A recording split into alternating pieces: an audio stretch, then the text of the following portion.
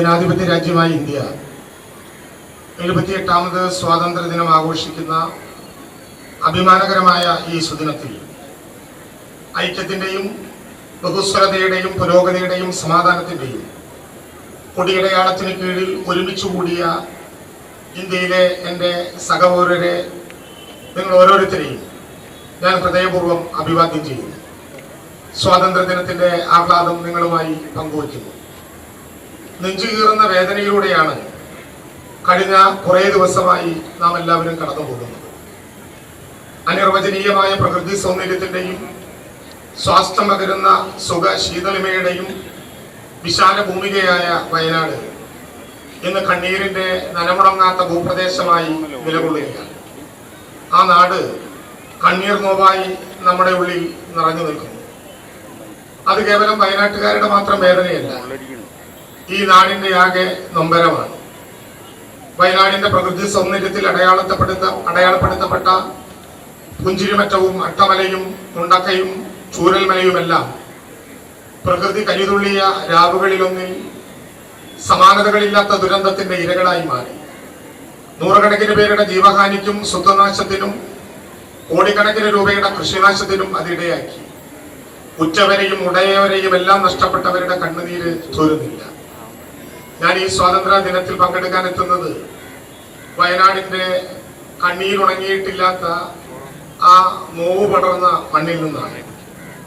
സ്വന്തമായിട്ടുണ്ടായിരുന്നതെല്ലാം കിടപ്പാടം ഉൾപ്പെടെ ഉരുളെടുത്തു പോയവരെ എന്തു പറഞ്ഞാണ് ആശ്വസിപ്പിക്കാനാവുക? എന്നാൽ അവരുടെ അതിജീവനത്തിന് കരുത്തു പകർന്ന്, അതിജീവനത്തിന്റെ അഗ്നി പകർന്ന് അവർക്കൊപ്പം നിന്ന് പുതിയൊരു ജീവിതോപാധികളും പടുത്തുയർത്തുന്നതിന് സംസ്ഥാന സർക്കാരിനൊപ്പം ഈ നാട്ടിലെ ജനത ഒന്നടക്കം അണിചേരുന്ന കാഴ്ച ഏറെ ആവേശവും ആത്മവിശ്വാസവും പകരുന്നതാണ്. ഇവിടെ ഈ മഹത്തായ അതിജീവനത്തിന് അഗ്നി പകരുന്ന സർക്കാർ എന്ന് ഞാൻ ഉദ്ദേശിക്കുന്നത് ഏതെങ്കിലും വിധത്തിലുള്ള ഭരണപക്ഷമല്ല.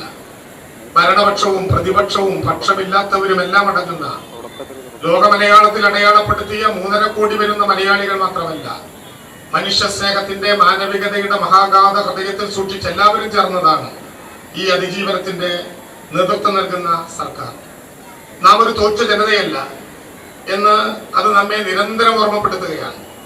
ദുരന്തത്തിന് മുമ്പുണ്ടായിരുന്ന മാനസിക, സാമൂഹിക, സാമ്പത്തിക, പാരിസ്ഥിതിക നിലവാരത്തിലേക്ക് അതേപടി എത്തുന്നതിന് കാലതാമസം ഉണ്ടായേക്കാം. എങ്കിലും പ്രതീക്ഷയോടെയും അത്യുത്സാഹത്തോടെയും കൂടി നാം വീണ്ടെടുപ്പിന്റെ കർമ്മ പദ്ധതികളുമായി മുന്നോട്ട് പോവുക തന്നെ ചെയ്യും. ഉറ്റവരെ നഷ്ടപ്പെട്ടവർക്ക് എന്തു നൽകിയാലും പകരമാകില്ല.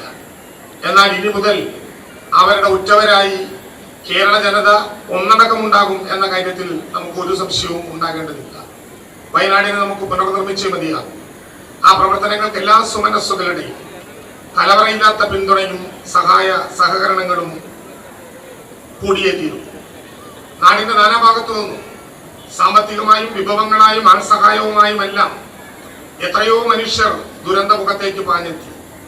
ഓരോരുത്തരും തങ്ങളാൽ കഴിയും വിധം ദുരന്ത നിവാരണ സമാശ്വാസ പ്രവർത്തനങ്ങളിൽ പങ്കാളികളായി. സർക്കാർ സംവിധാനങ്ങളും സൈന്യവും എണ്ണയിട്ട യന്ത്രം കണക്കെ കൈമയും മറന്നു പ്രവർത്തിച്ചു. വയനാട്ടിലെ ദുരന്തബാധിതരായ സഹോദരങ്ങൾ അതിജീവനത്തിന്റെ പുതിയ പാതയിലൂടെ മുന്നോട്ടുള്ള പ്രയാണം ആരംഭിച്ചിരിക്കുന്നു. രാഷ്ട്രത്തിന്റെ പ്രധാനമന്ത്രി നേരിട്ടെത്തി ദുരന്തബാധിത പ്രദേശങ്ങൾ സന്ദർശിക്കുകയും കേന്ദ്ര സഹായം വാഗ്ദാനം ചെയ്യുകയും ഉണ്ടായത് നമുക്ക് വലിയ പ്രതീക്ഷയും ആശ്വാസവും പകരുന്ന നടപടിയാണ്. L3 കാറ്റഗറിയിൽ ഉൾപ്പെടുത്തി വയനാട്ടിലെ പ്രകൃതി ദുരന്തത്തെ ദേശീയ ദുരന്തത്തിന്റെ സ്വഭാവത്തിലേക്ക് പ്രഖ്യാപിക്കുകയും അതുവഴി കൂടുതൽ സാമ്പത്തിക സഹായം ആ മേഖലയിലെ മനുഷ്യർക്ക് ലഭ്യമാവുകയും ചെയ്യും എന്ന് തന്നെയാണ് നാം എല്ലാം പ്രതീക്ഷിക്കുന്നത്.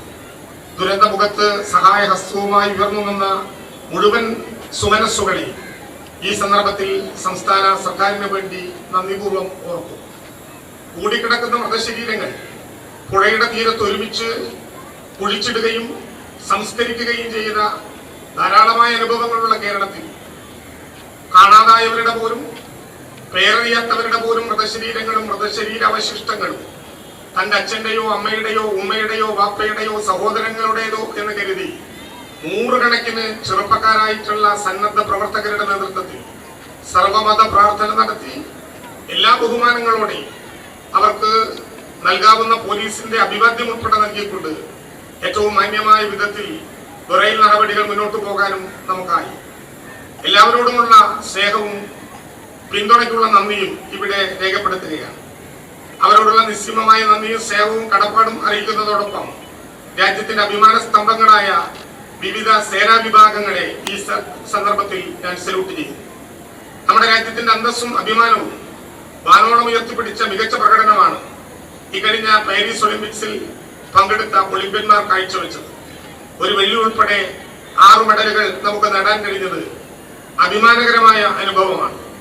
വനിതകളുടെ ഗുസ്തി മത്സരത്തിൽ ആവേശകരമായ പോരാട്ടം നടത്തിയ വിനേഷ് ഫോഗട്ട്, ജാവ്ലിൻ ത്രോയിൽ വെള്ളി മെഡൽ അർഹയായ നീരജ് ചോപ്ര, പുരുഷ ഹോക്കിയിൽ വെങ്കലം നേടിയ ടീമിന്റെ ക്യാപ്റ്റൻ PR ശ്രീജേഷ് നയിച്ച ഇന്ത്യൻ ടീം, ഷൂട്ടിംഗിൽ 2 വെങ്കല മെഡലുകൾ കരസ്ഥമാക്കിയ മനു ബാക്കർ, പുരുഷന്മാരുടെ 57 കിലോ ഗുസ്തി മത്സരത്തിൽ വെങ്കലം നേടിയ അമാൻ സെഹ്റാവത്ത്, ഇവർ ഇന്ത്യയുടെ സ്പോർട്സ് അംബാസഡർമാരായി പാരീസിൽ തിളങ്ങി. ഈ സുദിനത്തിൽ രാജ്യത്തിന്റെ അഭിമാന താരങ്ങളായ ഒളിമ്പ്യന്മാരെ സർവജ്ഞന അനുമോദിക്കുന്നു. കൂടുതൽ വിവരങ്ങളിലേക്ക് കുതിക്കാൻ ഈ മനോഹരമായ വിജയം അവർക്ക് പ്രചോദനമാകട്ടെ. അടുത്ത ഒളിമ്പിക്സിൽ കൂടുതൽ ഇനങ്ങളിൽ ഒളിമ്പ്യന്മാരെ സൃഷ്ടിക്കാൻ നമുക്ക് കഴിയുക തന്നെ ചെയ്യും. അതിർത്തികളിലെ ശാന്തിയും സുരക്ഷിതത്വവും രാജ്യത്തിന്റെ പൊതു സുരക്ഷയ്ക്ക് ഏറ്റവും അനിവാര്യമായ ഒന്നാണ്. നമ്മുടെ രാജ്യത്തിന്റെ അതിർത്തികളിൽ നിന്ന് അശാന്തിയുടെയും സംഘർഷങ്ങളുടെയും വാർത്തകൾ വരുന്നത് ആശങ്കയാണ് ഉണ്ടാക്കുന്നത്. അയൽരാജ്യമായ ബംഗ്ലാദേശിലെ ആഭ്യന്തര പ്രശ്നങ്ങൾ ബംഗ്ലാദേശുമായി അതിർത്തി പങ്കിടുന്ന പ്രദേശങ്ങളിൽ നമുക്ക് വെല്ലുവിളികൾ ഉയർത്തുന്നുണ്ട്. ആഭ്യന്തര കലാപത്തെ തുടർന്ന് ആയിരക്കണക്കിന് ബംഗ്ലാദേശികൾ നമ്മുടെ രാജ്യത്തേക്ക് പലായനം ചെയ്യുന്നതിനായി അതിർത്തിയിൽ തമ്പടിച്ചിരിക്കുന്നതായും റിപ്പോർട്ടുകൾ വരുന്നുണ്ട്. ബംഗ്ലാദേശിലെ ആഭ്യന്തര കലാപത്തിന്റെ പശ്ചാത്തലത്തിൽ ഇന്ത്യ ബംഗ്ലാദേശ് അതിർത്തിയിലെ സ്ഥിതിഗതികൾ നിരീക്ഷിക്കാനും വിലയിരുത്താനുമായി കേന്ദ്ര സർക്കാർ നടത്തുന്ന ശ്രമങ്ങൾ കൂടുതൽ കാര്യക്ഷമവും ഫലപ്രദവും ആകേണ്ടതുണ്ട്. ലോകത്തെ ഏറ്റവും വലിയ ജനാധിപത്യ രാജ്യമായ ഇന്ത്യയെ സാമ്പത്തികമായും രാഷ്ട്രീയമായും അസ്ഥിരപ്പെടുത്താനുള്ള ആഭ്യന്തര അന്താരാഷ്ട്ര ശക്തികളുടെ ശ്രമങ്ങളെ നമുക്ക് ചെറുത്തുതോൽപ്പിക്കാൻ കഴിയണം. ലോകരാഷ്ട്രങ്ങൾക്കിടയിൽ ഇന്ത്യയുടെ യശസ് ഉയർത്തിപ്പിടിക്കുന്ന എക്കാലത്തെയും അഭിമാനമാണ് നമ്മുടെ ചേരിചേരാ നയം. സ്ഥാപിത താല്പര്യങ്ങൾക്ക് വേണ്ടി മഹത്തായ ചേരിചേരാ നയത്തിൽ വെള്ളം ചേർക്കാൻ ഇടയാകരുത്. ഈ കാലഘട്ടത്തിന്റെ അനിവാര്യതകളിൽ ഒന്നാണ് പരിസ്ഥിതിയെ മുൻനിർത്തിയിട്ടുള്ള വികസന സങ്കല്പം. അത് കേവലം സങ്കല്പം എന്നതിൽ നിന്ന് മാറി യാഥാർത്ഥ്യമാകണം എന്നതാണ് നമ്മുടെ കാഴ്ചപ്പാട്. വികസനവും പരിസ്ഥിതി സംരക്ഷണവും ഒരുമിച്ച് കൊണ്ടുപോകുന്നതാണ് സർക്കാർ നയം. നമ്മുടെ ചുറ്റുപാടുമുള്ള വിഭവങ്ങളെ ഉപയോഗപ്പെടുത്താതെ മനുഷ്യന്റെ ഉപജീവനം അസാധ്യമാണ്. മനുഷ്യ പരിണാമത്തിന്റെയും വികസനത്തിന്റെയും ചരിത്രം ഇത് വ്യക്തമാക്കുന്നുണ്ട്. അതേസമയം തന്നെ വർദ്ധിച്ചു വരുന്ന പാരിസ്ഥിതിക പ്രതിസന്ധികൾ നമ്മളെ നിരന്തരം വേട്ടയാടുകയും ചെയ്യുന്നു. അവിടെയാണ് പ്രകൃതിയെ അനിയന്ത്രിതമായി ചൂഷണം ചെയ്തുകൊണ്ട് ഉള്ള മുന്നോട്ട് പോക്ക് മനുഷ്യന്റെ നിലനിൽപ്പിന് ഗുണകരമാകില്ല എന്ന ആശയത്തിന്റെ പ്രസക്തി. അതുകൊണ്ട് തന്നെ പാരിസ്ഥിതിക പ്രതിസന്ധികൾ സൃഷ്ടിക്കാത്ത പ്രകൃതിക്ക് അനുയോജ്യമായ വികസന മാതൃകകൾ സൃഷ്ടിക്കാൻ സംസ്ഥാന സർക്കാർ പരിശ്രമിക്കുന്നത്. വയനാട്ടിലെ പുനർനിർമ്മിതിയിലും ഇതേ ലക്ഷ്യത്തോടെയാണ് നാം പദ്ധതികൾക്ക് രൂപം നൽകുന്നത്. ഇന്ത്യയുടെ പവിത്രമായ ഭരണഘടന ഉയർത്തിപ്പിടിക്കുന്ന ഫെഡറൽ മൂല്യങ്ങൾ നമ്മുടെ സ്വപ്നങ്ങൾക്ക് നിറം പകരുക തന്നെ ചെയ്യും. സംസ്ഥാന സർക്കാർ ഈ ഫെഡറൽ തത്വങ്ങളിലാണ് വിശ്വസിക്കുന്നത്. സംസ്ഥാനങ്ങൾ ആവിഷ്കരിക്കുന്ന പദ്ധതികൾക്ക് ആവശ്യമായ സാമ്പത്തിക സഹായം നൽകുന്നത് വഴി കേന്ദ്രവും സംസ്ഥാനങ്ങളും തമ്മിലുള്ള ഫെഡറൽ ബന്ധം കൂടുതൽ സദൃഢമാക്കാൻ ഇടയാകും. ഇങ്ങനെ സുശക്തമായ കേന്ദ്ര സംസ്ഥാന ബന്ധങ്ങൾ രാജ്യത്തിന്റെ സർവോന്മുഖമായിട്ടുള്ള വികസനത്തിനും വളർച്ചയ്ക്കും സഹായമാവുകയും ചെയ്യും. കടുത്ത സാമ്പത്തിക ഞെരുക്കങ്ങളിലൂടെ കടന്നുപോകുന്ന കേരളം അതാണ് നിരന്തരമായി ആവശ്യപ്പെടുന്നത്. കേന്ദ്ര സർക്കാർ ഈ ആവശ്യങ്ങളോട് ക്രിയാത്മകമായി തന്നെ പ്രതികരിക്കണം. മഹാത്മാഗാന്ധിയും ജവഹർലാൽ നെഹ്റുവും സർദാർ വല്ലഭായ് പട്ടേലും സുഭാഷ് ചന്ദ്രബോസും ഡോക്ടർ BR അംബേദ്കറും സരോജിനി നായിഡും ഉൾപ്പെടെയുള്ള മഹാത്മാക്കൾ കണ്ടെത്തിയ ഗ്രാമങ്ങളിലെ ഇന്ത്യയെ വീണ്ടെടുക്കാൻ നമുക്ക് ഫെഡറൽ സംവിധാനം സുശക്തമാക്കിയേ മതിയാകും. പ്രിയപ്പെട്ടവരെ, ഈ സ്വാതന്ത്ര്യദിനം നമ്മെ കൂടുതൽ ഉത്തരവാദിത്വങ്ങൾ ഏൽപ്പിക്കുന്നുണ്ട്. ഇന്ത്യയുടെ മതേതരത്വത്തിന് ഒരു പോറൽപോലുമേൽക്കാതെ കാത്തുസൂക്ഷിക്കുക എന്നതാണ് അതിൽ ഏറ്റവും പ്രധാനപ്പെട്ട ഉത്തരവാദിത്വം. പൗരന്റെ അവകാശങ്ങളെ കുറിച്ച് പറയുമ്പോൾ തന്നെ അനിവാര്യമായ ചുമതലകൾ നാം മറന്നുപോയിക്കൂടാ. മതബദ്ധതയും മതനിരാസവും ഒരുപോലെ അംഗീകരിക്കപ്പെട്ട നാടാണ് നമ്മുടേത്. പല മതങ്ങളിൽ വിശ്വസിക്കുകയും പലതരം ആചാരാനുഷ്ഠാനങ്ങളിൽ മുഴുകുകയും ചെയ്യുന്നവരും ഒരു മതത്തിലും വിശ്വസിക്കാത്തവരും തമ്മിൽ യാതൊരു ഭേദവുമില്ലാതെ യോജിപ്പോടും ഹൃദയൈക്യത്തോടും കൂടി പുലർന്ന നാടാണ്.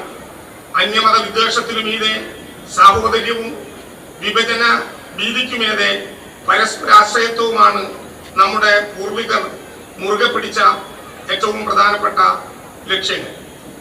ഇന്ത്യയുടെ ആത്മാവ് തൊട്ടറിഞ്ഞ ഋഷിയും കവിയുമായ രവീന്ദ്രനാഥ ടാഗോർ എഴുതിയതുപോലെ എവിടെ മനസ്സ് നിർമ്മലവും ശിരസ് ഉന്നതവുമാണോ, എവിടെ അറിവ് സ്വതന്ത്രമാണോ, എവിടെ ഇടുങ്ങിയ വ്യക്തികളിൽ ലോകം കൊച്ചുകഷ്ടങ്ങളായി വിഭജിക്കപ്പെടാതിരിക്കുന്നുവോ, എവിടെ സത്യത്തിന്റെ അഗാധ തലങ്ങളിൽ നിന്ന് വാക്കുകൾ ഉദ്ഗമിക്കുവോ, എവിടെ അക്ഷീണമായ പൂർണ്ണതയുടെ നേർക്ക് അതിന്റെ കൈകൾ നീട്ടുന്നുവോ, എവിടെ യുക്തിയുടെ സ്വച്ഛന്ത പ്രവാഹം നിർജീവാചാരങ്ങളുടെ മരുഭൂമിയിൽ ഒഴുകി വഴിമുട്ടാതിരിക്കുന്നുവോ, എവിടെ ചിരവികസിതമായ ചിന്തയിലേക്ക് മനസ്സിനെ നയിക്കുന്നുവോ, ആ സ്വാതന്ത്ര്യത്തിന്റെ സ്വർഗത്തിലേക്ക് എന്റെ രാജ്യം ഉണരണമേ എന്ന മഹത്തായ ആഗ്രഹമാണ് ഈ സ്വാതന്ത്ര്യ പുലരിയിൽ നമുക്കെല്ലാവർക്കും ഉണ്ടാകേണ്ടത്.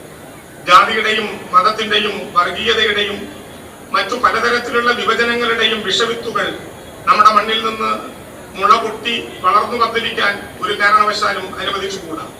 സ്വാതന്ത്ര്യ ദിനത്തിൽ വിഭജനത്തിന്റെ ദുരന്തം കണ്ടറിഞ്ഞ രാജ്യമാണ് നമ്മുടേത്. അതിന്റെ മുന്നിൽ നിന്ന് ഹൃദയവേദനയോടെ നമ്മുടെ മഹാത്മാഗാന്ധി പറഞ്ഞതുപോലെ ഒരു വികാരത്തിന്റെ മുമ്പിലും നാം വിഭജിക്കപ്പെട്ടുകൂടാ.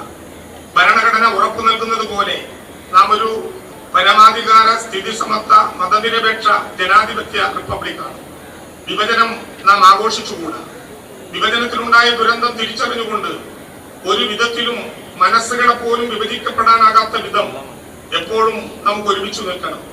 എല്ലാ ബഹുസ്വരതകളെയും കുട്ടിനിർത്തിക്കൊണ്ടുള്ള ആ ഐക്യമാണ് ലോകത്തിലെ ഏറ്റവും വലിയ ജനാധിപത്യ രാജ്യമായ ഇന്ത്യയുടെ കൈമുതൽ. സ്നേഹിതരെ, സ്വാതന്ത്ര്യത്തിന്റെ പുതിയ പ്രഭാതങ്ങൾ ഇനിയുമേറെ താണ്ടേണ്ടവരാണ് നാം. നമ്മുടെ പുതുതലമുറ വിവിധ തരം ലഹരി വസ്തുക്കളുടെ പിടിയിൽ അമർന്നിരിക്കുന്നതായുള്ള റിപ്പോർട്ടുകൾ ഏറെ സംഭ്രമജനകമാണ്. ഈ സ്വാതന്ത്ര്യ ദിനത്തിൽ ലഹരി വിമുക്ത ഇന്ത്യക്കായി നമുക്ക് കൈകോർക്കാം. നമ്മുടെ സംസ്ഥാനവും നമ്മുടെ സ്വന്തം ജില്ലയും മാത്രമല്ല, നാം ആയിരിക്കുന്ന സമൂഹം ഒന്നാകെ ലഹരി വിമുക്തമാക്കുന്നതിന് ജാഗ്രതയായിട്ടുള്ള പ്രവർത്തനം അനിവാര്യമാണ്. കേന്ദ്ര സംസ്ഥാന സർക്കാരുകളും തദ്ദേശ സ്വയംഭരണ സ്ഥാപനങ്ങളും മുന്നോട്ട് വെക്കുന്ന ലഹരി വിമുക്ത പദ്ധതികളോട് നമുക്കും കൈകോർക്കാം. പ്രിയപ്പെട്ടവരെ, ഞാൻ ഉപസംഹരിക്കുകയാണ്. നമ്മളേവരുടെയും മാതൃരാജ്യമായ ഇന്ത്യ സ്വാതന്ത്ര്യമായതിന്റെ ഈ വാർഷിക ദിനത്തിൽ രാഷ്ട്ര പുനർനിർമ്മാണത്തിന് സ്വയം സമർപ്പിച്ചുകൊണ്ടുള്ള നമ്മുടെ പഴയ പ്രതിജ്ഞ പുതുക്കാം. എല്ലാ വിഭാഗം ജനങ്ങളെയും ഉൾക്കൊള്ളുന്ന സർവതല സ്പർശിയായിട്ടുള്ള വികസനവും പുരോഗതിയും ലക്ഷ്യം വെച്ചുകൊണ്ടുള്ള പ്രവർത്തനങ്ങളിൽ നമ്മുടേതായ പങ്കുവഹിക്കാൻ കഴിയട്ടെ എന്ന് ആശംസിച്ചുകൊണ്ടും എല്ലാവർക്കും ഒരിക്കൽ കൂടി സ്വാതന്ത്ര്യ ദിനാശംസകൾ സ്നേഹത്തോടെ നേർന്നുകൊണ്ടും അവസാനിപ്പിക്കുന്നു. ജയ് ഹിന്ദ്.